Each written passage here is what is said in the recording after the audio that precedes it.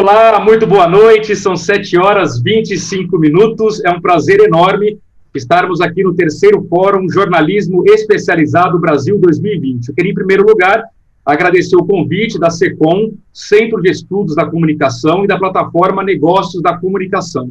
Meu nome é Luiz Arthur Nogueira, eu sou jornalista, economista e, portanto, me especializei em jornalismo econômico. E para mim é uma honra ser o mediador desse debate sobre saúde, porque nunca na história, a saúde teve tanto a ver com a economia. Na verdade, a economia é totalmente dependente hoje do que vai acontecer na saúde. E é claro que eu me refiro à pandemia do novo coronavírus. Para mim é um prazer também saber que temos aqui duas mulheres, duas jornalistas, a Dailma representando o jornalismo do Nordeste, a Fabiana representando o jornalismo do Sudeste, o que apenas aumenta a diversidade desse evento. Eu parabenizo, portanto, os organizadores pela escolha das nossas debatedoras. Então, eu queria começar apresentando a Dailma Mendes que está trabalhando no jornal O Povo pela segunda vez, é a segunda passagem da Dailma. Essa segunda passagem começou exatamente há 6 anos. Hoje ela ocupa a editoria, ela é editora, né, da editoria de Cidades, Ciência e Saúde, né, e, portanto, ela está coordenando toda a cobertura da pandemia do Grupo Povo, que não se restringe, obviamente, ao jornal O Povo, que todo mundo conhece lá de Fortaleza, mas ela vai explicar para a gente a abrangência dessa cobertura. Dailma, seja bem-vinda, boa noite, tudo bem? Boa noite, Luiz. É uma honra estar participando aqui dessa discussão. E como você colocou, né, a gente vem acompanhando aí desde março, fevereiro, o primeiro caso no Brasil, em março no Ceará, muito de perto, né, e é interessante a gente falar de jornalismo especializado, porque agora o jornalismo especializado em saúde, ele está no cotidiano, né, ele está em cidades, ele é Brasil, ele é mundo. E a gente passou a trabalhar isso no nosso dia a dia e mudou até o nosso olhar para o que é especializado, pela necessidade que se tem de falar de pandemia, explicar, levar isso a toda hora, às vezes a todo minuto, para toda a população, fazendo o papel que a imprensa precisa fazer nesse momento e que tem sido de extrema importância. E eu queria também apresentar a Fabiana Cambricoli, que há 10 anos milita nessa área aqui da saúde, começou em 2010 no jornal Agora, do Grupo Folha, e desde 2013 é repórter de saúde do Estadão. Fabiana, boa noite, seja bem-vinda, tudo bem? Oi, Luiz, boa noite a todos que estão nos acompanhando. Dailma, obrigada pelo convite, acho que a gente vai ter aí vários temas interessantes para discutir, né, sobre jornalismo em saúde nesse momento de pandemia. Verdade. Fabiana, vou começar com você, então. Eu queria abordar o tamanho do trabalho de vocês nessa pandemia, porque, historicamente, acho até eu que por motivos errados, a editoria de saúde tinha pouco espaço na mídia. Na verdade, eu até como jornalista econômico, a economia tem muito espaço na mídia, mas, na verdade, na minha percepção de vida, a saúde vem antes do dinheiro, né? Então, não sei por que a saúde nunca teve um grande espaço na mídia, mas agora, com a pandemia, não teve jeito. Os cadernos aumentaram muito, né? O espaço aumentou muito, dependendo do tipo de mídia, e imagino que a carga de trabalho de vocês também. Você poderia resumir para a gente como é que foi a chegada da pandemia no dia a dia do seu trabalho, que isso mudou, né, a forma como você vem trabalhando nesses meses? Sim, legal. Bom, acho que a gente até tem uma cobertura, né, os maiores veículos, né, os veículos tanto nacionais quanto regionais, eles costumam ter algum repórter mais especializado em saúde e ciência, mas, de fato, não se tem uma equipe muito robusta na maioria dos veículos de imprensa, né, para cobrir esses assuntos, o que, às vezes, deixa a desejar, porque, como você falou, o tempo todo a gente tem assuntos sobre saúde, e é um tema super importante que desperta o interesse da população, né? No Estadão, a gente tem, eu e outra colega que cobrimos saúde, né, mesmo antes da pandemia. Tem também uma repórter de ciência, então a gente até tem uma cobertura um pouco mais setorizada, mas depois que chegou a pandemia, assim, foi outro patamar realmente, né? Eu, especificamente, já estou nessa vida de coronavírus desde janeiro, assim, as primeiras matérias que eu fiz, quando muita gente ainda não dava muita importância, era pneumonia viral desconhecida na China, a gente ainda nem sabia que era causado por um coronavírus, né? Então, assim, desde janeiro, a gente, dentro da editoria que eu faço parte, que é a Metrópole, que é onde entra o tema de saúde, a gente já estava meio mobilizado para isso, mas quando chegou no final de fevereiro, como a Dayuma falou, em março, quando de fato o vírus chegou ao Brasil, foi formado um núcleo especial, né, um núcleo coronavírus dentro do Estadão. Então, além de ter força total da editoria de Metrópole nesse tema, foram convocadas pessoas de outras editorias, tipo de esportes, até de economia, né? E hoje, assim, esse núcleo varia um pouco, depende do noticiário, mas acho que entre repórteres, editores, pessoas que trabalham alimentando o portal do Estadão, deve ter umas 50 pessoas, então é bastante gente. De qualquer forma, mesmo com tantos reforços, a gente assim, não dá conta de abordar tudo que tem que ser abordado, é um ritmo insano.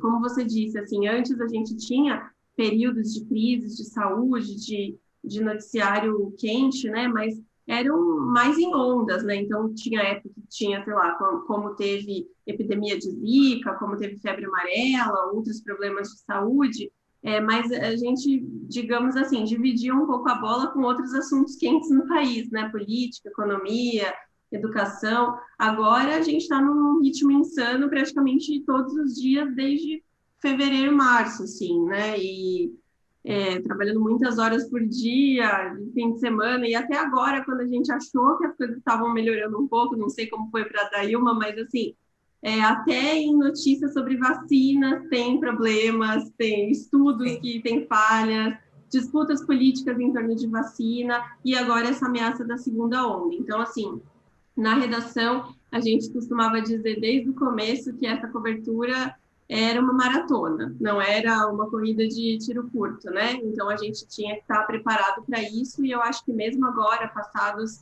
10 meses que a gente está nessa cobertura aí, até um pouco mais, a gente ainda precisa estar preparado para ter alguns bons meses aí de muitos assuntos quentes relacionados à pandemia.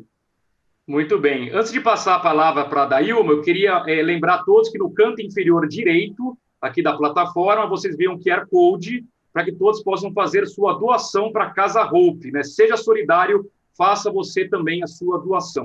Mas, Dayuma, eu queria explorar a tua experiência como editora, né? A gente sabe que o editor tem o trabalho de comandar uma equipe. E provavelmente, como bem descreveu a Fabiana, essa equipe tinha pessoas já especializadas na área de saúde, mas outras que talvez não sabiam nada, né? Sequer sabia que uma vacina, para ser aprovada, tem que ter fase 1, fase 2, fase 3. Como é coordenar uma equipe quando um assunto novo surge e nem todo mundo é especialista nesse assunto? Luísa, a gente precisou se articular de uma forma muito rápida, né? Assim como a Fabiana estava colocando, outros repórteres de outras editorias vieram para a pandemia, e inclusive de esportes, né, como você citou também, e de economia, e pessoas que às vezes eram mais voltadas só para o hard news, né, de portal. Então, a gente fez uma equipe grande, e tudo que se passou a produzir por um bom tempo era olhando para a pandemia, né? E uma coisa que eu já comentei em outros momentos também é que a gente também teve um desafio individual, cada um da equipe, né? E para além de viver uma maratona, que não existe horário, né? A gente acordava e ia dormir pensando em pandemia, teve que ter um trabalho também com a própria equipe, né? E as pessoas também estavam com medo de morrer, os jornalistas também, né, de perder alguém próximo da família, e pico de ansiedade, estresse, né? E tudo isso você tem que administrar. E uma outra coisa que também era realmente muito preocupante na época é como garantir a segurança da equipe e, ao mesmo tempo, ser o olho da população, porque ninguém estava indo para a rua. Então, quem que ia ver? Quem que ia ver se estava usando máscara? Quem que ia ver o que estava acontecendo nas UPAs? Quem que ia ver o que estava acontecendo nas portas de hospitais? Jornalista. Então, assim, era um trabalho de equilibrista e de preparação emocional todo dia, né? E tem que ter nessa hora a gente precisa trazer tudo que a gente já tem estudado, que esteja lá dentro da gente de humano, para tentar tocar uma apuração que a gente sabe que é extremamente importante e, ao mesmo tempo, lembrar que a gente está lidando com seres humanos. Né? E acho que ninguém, absolutamente ninguém, ficou imune ao medo. né, a ter que pensar numa morte, né, numa morte repentina, né, e isso aconteceu, né, as pessoas perderam pessoas próximas, né, também, jornalistas também passaram por isso, então, era muita conversa, apesar da gente estar em home office ainda, né, assim, a nossa presença na redação, ela é bem, bem limitada, né, infelizmente os casos no Ceará estão aumentando, né, os positivados, né, voltou a aumentar, fomos dos estados que tiveram mais mortes, né, no Brasil até então, e esse momento de também do home office, a gente teve que se organizar usando ao máximo as ferramentas digitais, e de forma curiosa, o não cruzamento nos corredores da redação fizeram com que a gente se juntasse bem, conseguisse ter uma programação diária de reuniões e de conversas, usando de todos esses aplicativos que a gente tem hoje, né, para reuniões, e isso foi possibilitando de cada um se abrir, mostrar também suas limitações, interagir mais nas ideias, trocar mais informações. Tinha hora que diz assim, para tudo, o que significa isso? O que eu estava falando com o Luiz antes, né? O que significa um anticorpo que não é registrado no sangue, mas que tem uma outra forma de você ter e você não vai conseguir detectar? Como é que a gente vai levar isso? Então, uniu muito a equipe, né? No amor e na dor, né? Porque não tinha outra forma, né? E eu acho que o que fez ser possível dar uma cobertura decente, útil, e continua sendo, é realmente o amor que eu acho que os jornalistas têm, não é uma profissão fácil, né? A gente tem as dores dos entrevistados, assim, eu lembro de entrevistas que fizemos que foram extremamente marcantes, muito, muito, muito marcantes, assim, narrações de histórias, né, de parentes de pessoas que perderam parentes, que valia muito mais do que qualquer boletim epidemiológico, né? E você não sai ileso disso. Você não sai ileso ao apurar e ao editar isso, né? Você é impactado, e aí você lidar com a coisa de, amanhã tem mais, né?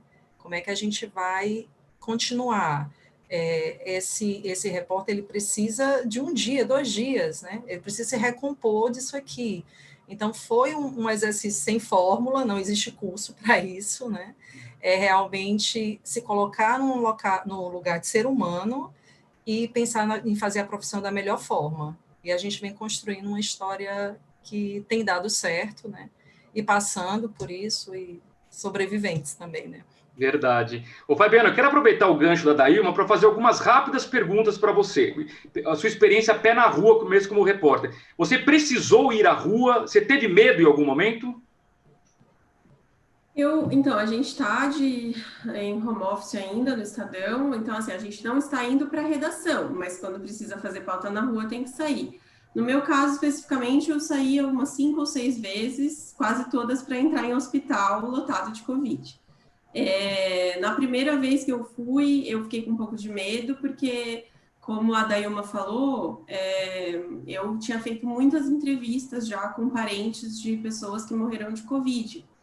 E eu tinha, assim, ouvido histórias, né, de pessoas que poderiam ser como eu, tipo, de pessoas jovens, de pessoas sem condições crônicas, que foram internadas, aparentemente só com uma dificuldade respiratória, 3 dias depois foram entubadas e 2 dias depois tinham morrido. E, assim, eu entrevistei isso que a Dailma falou, né, do impacto na saúde mental, digamos assim, foi muito forte para a gente, porque além desse medo, da preocupação com as pessoas que a gente gosta e tal, e com a gente estava naquela situação, assim, que precisava ouvir essas pessoas, que precisava contar a história dessas pessoas, mas acho que foi a primeira vez que eu chorei junto numa entrevista, que foi quando eu entrevistei a mãe de um rapaz de 28 anos que tinha morrido nessa circunstância que eu citei para você. Então, depois que eu fiz, né, quando eu fui a primeira vez entrar no hospital, eu fiquei pensando, meu Deus, será que vale a pena? Eu devo ir, porque, assim, é uma escolha nossa, o jornal não obriga ninguém, é só as pessoas que se sentem à vontade, entendeu? Mas fui eu mesma que sugeri a pauta, porque eu acho que era importante, era no momento do início da pandemia que não tinham muitas matérias ainda dentro dos hospitais, né? Eu achei que era importante mostrar essa realidade. E aí, na primeira vez, assim, na noite anterior, eu fiquei super nervosa, pensei, ai, não sei como vai ser, e se eu pegar, e se eu for internada, enfim.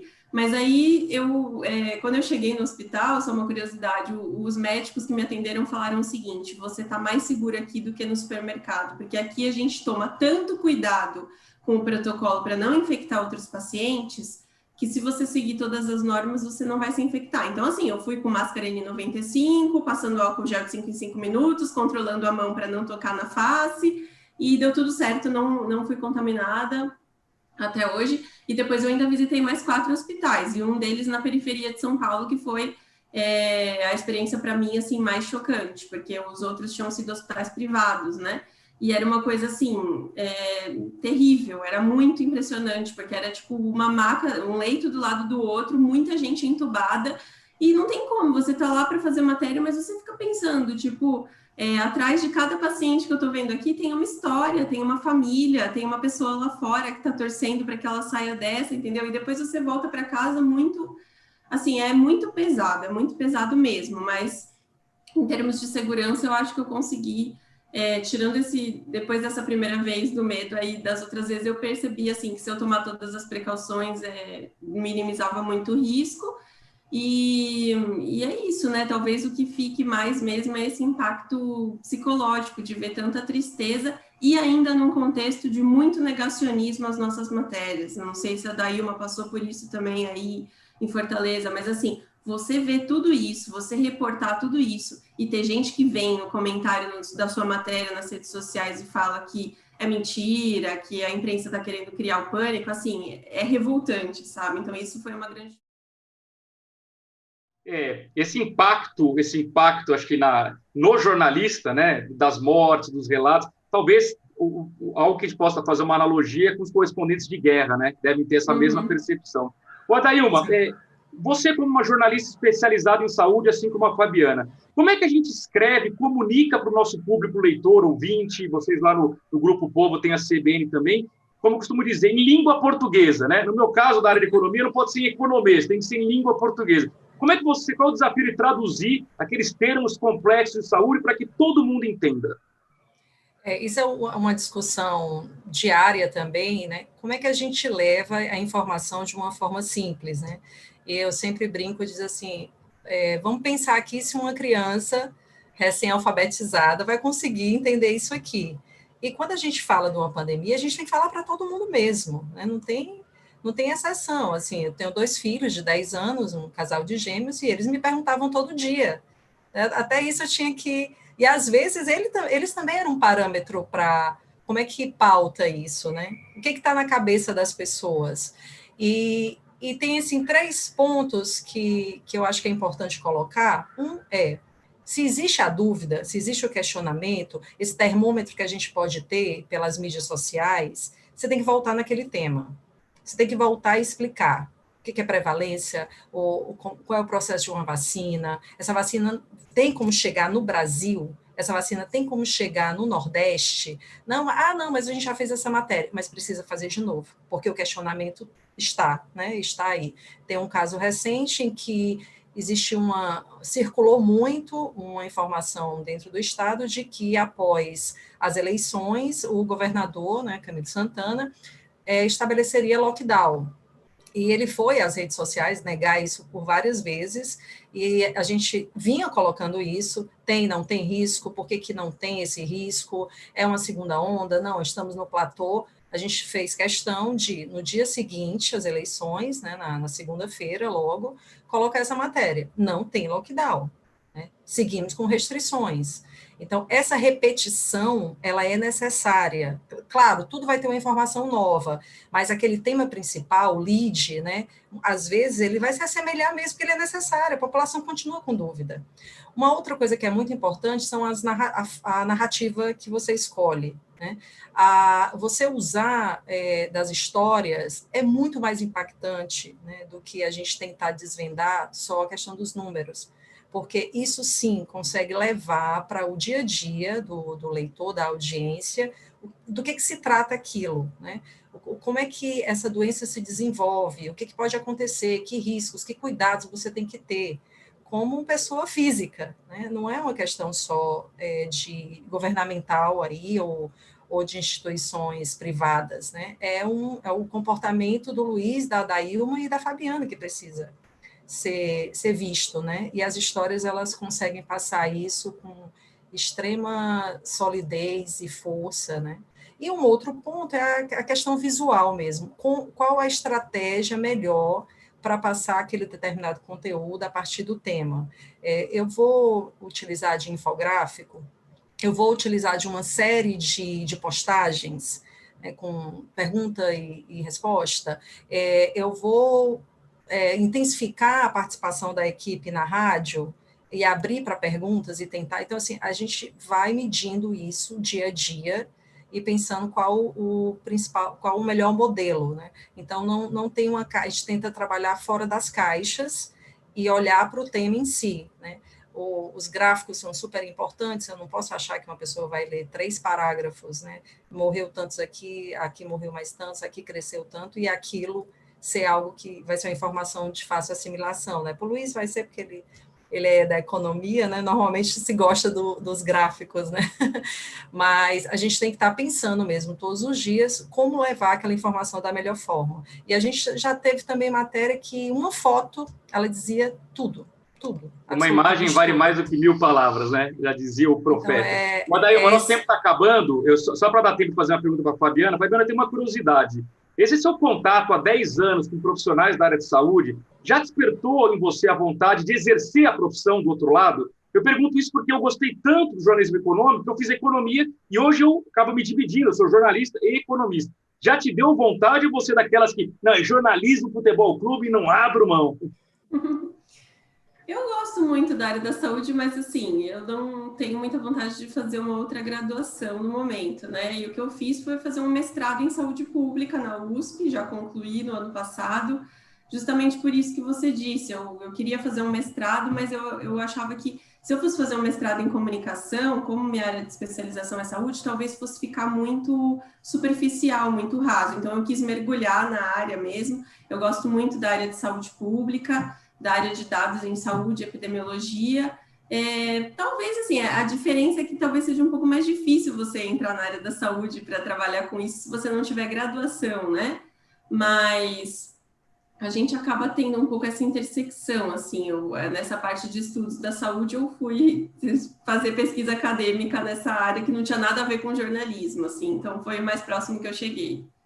Bacana. Para concluir, faltam 2 minutos para acabar o nosso tempo. Vou fazer a mesma pergunta para vocês duas, porque nesse momento, para mim, a opinião de vocês, que conversam todos os dias com os especialistas, ela é tão importante quanto a de qualquer médico. Vocês estão confiantes que, efetivamente, o Brasil vai ter uma ou mais vacinas no primeiro semestre para a população? A resposta bem curta, Dailma. Você está confiante pelo que você tem apurado?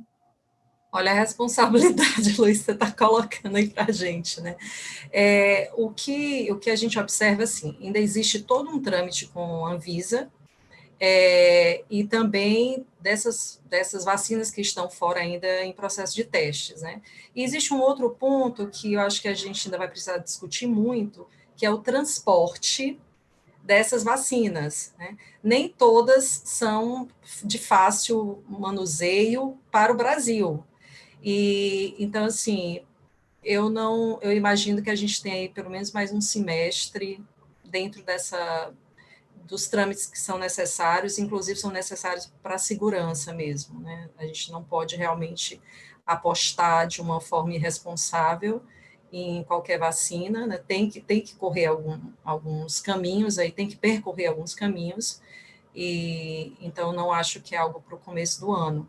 Perfeito. E você, Fabiana, que você tem apurado aí, qual é o seu grau de convicção? Eu acho que no primeiro semestre de 2021, pelo que estão sendo divulgados aí resultados de eficácia e também dados de capacidade produtiva, é possível que a gente tenha, acho provável, na verdade, que a gente tenha um início de vacinação no Brasil, mas acho que ainda de forma muito limitada, ou seja, para só pequeníssimos grupos de risco, como o Ministério já divulgou, idosos acima de 75 anos, profissionais de saúde, e por essas questões logísticas de refrigeração e transporte que a Dailma mencionou, vai ser difícil também chegar a uma grande parcela da população. Então, assim, Primeiro semestre pode ter o simbolismo da gente ter uma vacina chegando para algumas pessoas, mas ainda vai ser numa parcela pequena da população, eu chutaria aí no máximo 10%, então a gente vai ter que continuar, na minha opinião, pelo menos por mais um ano, com as medidas de segurança até chegar a boa parte da população à imunização. Muito bem, agradeço então a Fabiana Cambricoli, repórter do Estadão, a Dailma Mendes, editora do grupo O Povo, do jornal O Povo, lá em Fortaleza. Agradeço a vocês pela audiência e, mais uma vez, parabenizo o SECOM, Centro de Estudos da Comunicação, e a plataforma Negócios da Comunicação pela realização desse terceiro Fórum Jornalismo Especializado Brasil 2020. Pessoal, um grande abraço a todos e até uma próxima oportunidade. Boa noite.